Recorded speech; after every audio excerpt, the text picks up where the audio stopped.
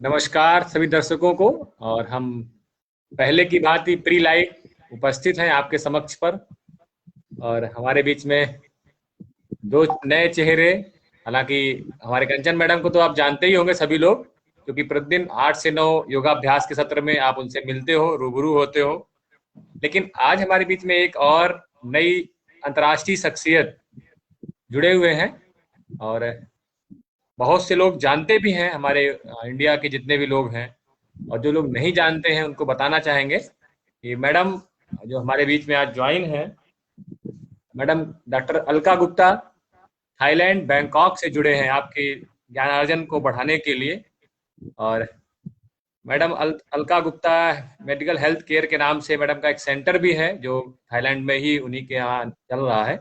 जो लोग थाईलैंड कभी जाएं तो निश्चित तौर पर हमसे नंबर मैम का ले सकते हैं, वहां पर आप जाकर के सेवाएं ले सकते हैं और थाईलैंड घूमने में आप मैम की हेल्प भी ले सकते हैं। तो ये एक संक्षिप्त है लेकिन।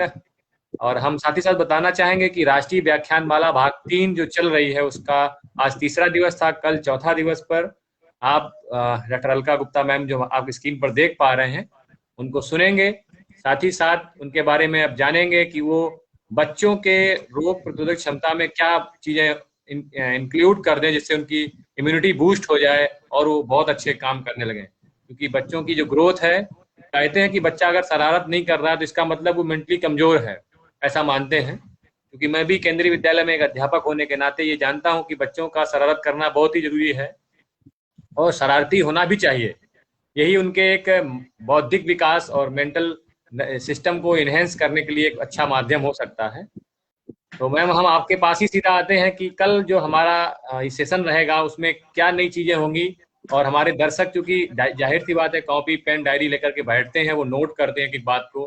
तो कल क्या ऐसा बच्चों के प्रति, चूंकि माताएं भी जुड़ती हैं, बहनें भी जुड़ते हैं, और साथ ही साथ कुछ लोग ऐसे जुड़ते हैं जो जो किसी न किसी बच्चे के पिता होते हैं, कोई भाई होता है, कोई बहन वगैरह, सभी लोग हर रिश्ते का, चूंकि एक फैमिली शो टाइप का चलता है। जी मैडम, कल क्या रहेगा? आपका स्वागत है मैम, थोड़ा सा। जी। नमस्ते नितिन जी। नमस्ते सोनल जी। सबसे पहले मैं धन्यवाद देना चाहूंगी उत्तर प्रदेश योगासन खेल महासंघ और संयुक्त तत्वाधान जो आईएनओ इंटरनेशनल नेचुरोपैथी ऑर्गेनाइजेशन के संयुक्त तत्वाधान में जो ये व्याख्यान माला चल रही है उसके इस तृतीय सत्र में मुझे मुख्य वक्ता के रूप में आमंत्रित करने के लिए मैं हृदय से आभार व्यक्त करती हूँ। और बहुत अच्छा प्रयास है लोगों में इस कोविड-19 के पीरियड में जन जागरूकता स्वास्थ्य के प्रति अनेक विषयों के माध्यम से, वो योग है, अध्यात्म है, आयुर्वेद है, प्राकृतिक चिकित्सा और अन्य प्रकृति जन्य आधारित प्राकृतिक चिकित्सा पद्धतियों के माध्यम से। कल का जो विषय है, मैंने बहुत सारे विषयों के बारे में सोचा, फिर अंततः मैं इस विषय पर आई कि नहीं, ये अभी लोगों में एक तरीके का एक खौफ भी है कि जो अभी एक नई जो थर्ड वेव आएगी तो उसमें बच्चे बहुत प्रभावित हो सकते हैं।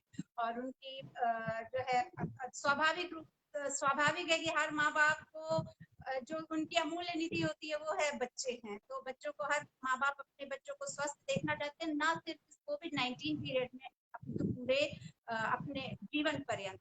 तो कल का जो सत्र होगा वो है कि बच्चों में रोग प्रतिरोधक क्षमता। वैसे तो कहा जाता है कि बच्चों में स्वाभाविक रूप से रोग प्रतिरोधक क्षमता होती है और उनको चीजें कम प्रभावित करती हैं किसी भी तरीके की।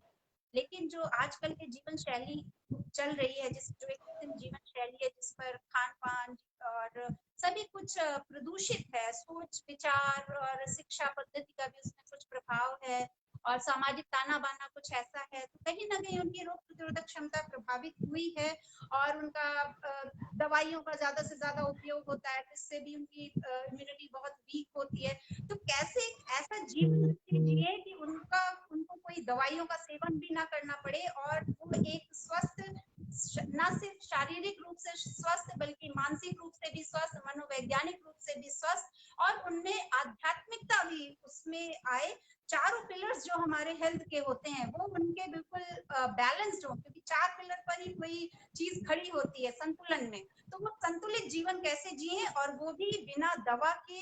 आयुर्वेद उसमें शामिल होगा कल, कैसे आयुर्वेदिक उसमें क्या होम रेमेडीज होंगी, कैसे वो योग के भी कुछ उसमें होंगे, योग की ऐसी कौन सी क्रियाएं करें 5-7 मिनट की, 10 मिनट की रोज में, जिससे कि उनका पूरा शारीरिक तंत्र, जितने सातों उनके सिस्टम है, वो एक्टिवली काम करें, वो पढ़ाई में भी अव्वल रहे, उनकी स्मृति भी बढ़े, उनका कंसंट्रेशन भी बढ़े, आंखों का चश्मा भी उतरे, उनकी कितनी बेसिक व्याधियां, शारीरिक जो समस्याएं हैं, उन सबसे वो बिना दवाइयों के दूर रहें। तो मैं ऐसी छोटी छोटी बहुत सारी बातें बताऊंगी जो, और मेरा विशेष निवेदन आग्रह है सभी अभिभावकों से, जितने माता पिता होंगे, क्योंकि बच्चे तो देखिए खुद स्वयं तो करेंगे नहीं, माँ बाप ही उनके लिए प्रयास करेंगे, तो वो बिल्कुल इस सेशन को बहुत ध्यान से सुने, और एक एक चीज उनके लिए बहुत लाभदायक होने वाली है।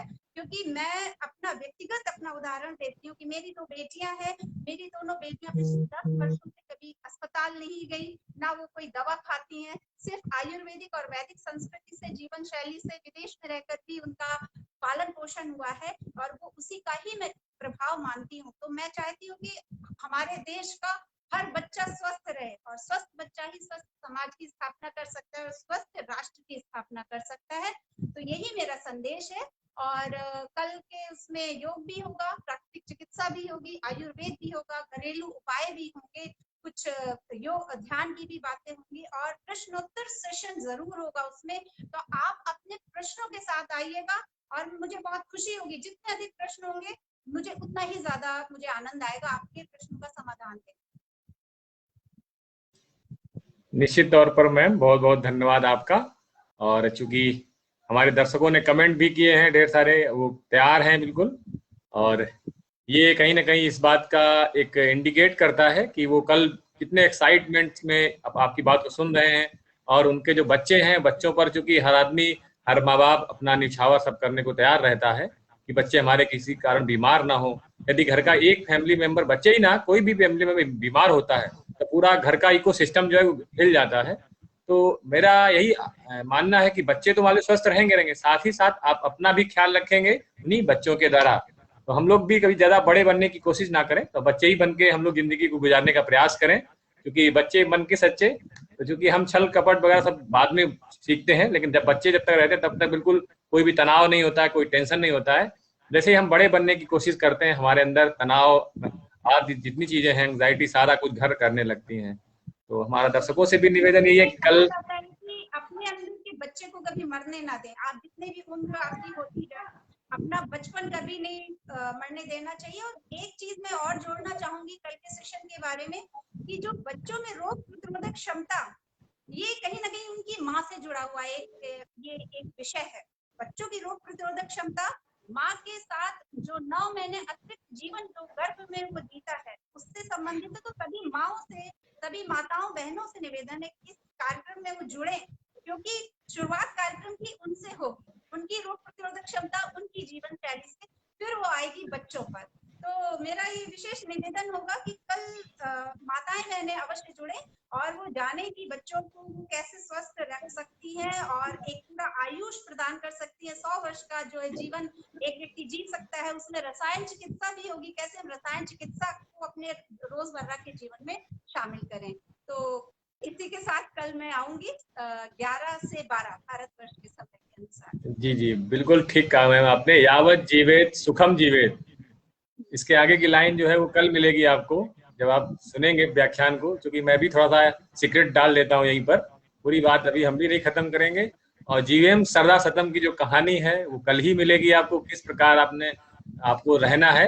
कुछ लोग आशीर्वाद देते हैं कि हजारों साल जियो। हजारों साल जीने का मतलब ये नहीं कि आप घिस घिस के जियो, जीना है तो शान से जीना है और निरोगी होकर जीना है। तो कंचन जी, अगर कोई बात छूट गई हो, क्योंकि कंचन जी हमारे साथ जुड़े हैं, और माफ कीजिएगा मैम, ये हमारे जो सेकेंड स्क्रीन में वो कंचन जी हैं, सोनाली जी आज नहीं उपस्थित हो पाए हैं। तो और बहुत ही एक्टिव काम करते हैं जी। कंचन जी, अगर कोई बात छूट गई तो आप इसको थोड़ा सा संक्षेप में। जी बिल्कुल। सभी को good evening all of you.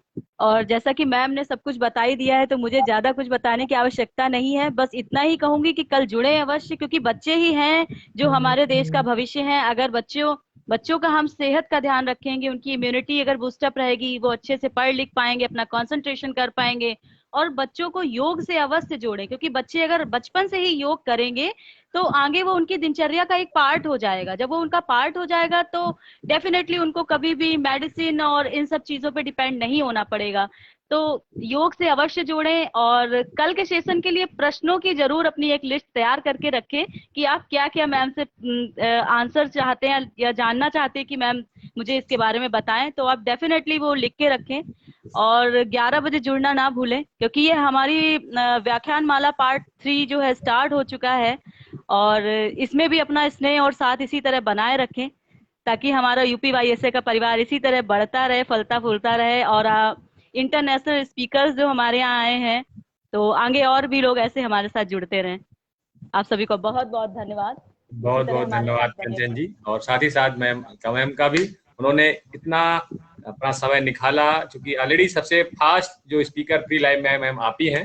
हालांकि बहुत से स्पीकर्स मैंने प्री लाइव किया, लेकिन किसी ने रात में 11 बजे लाइव दिया है, किसी ने 9 बजे दिया है, क्योंकि एक तरीके का टेस्टिंग का माध्यम भी होता है, साथ ही साथ हम कन्वर्सेशन भी कर पाते हैं।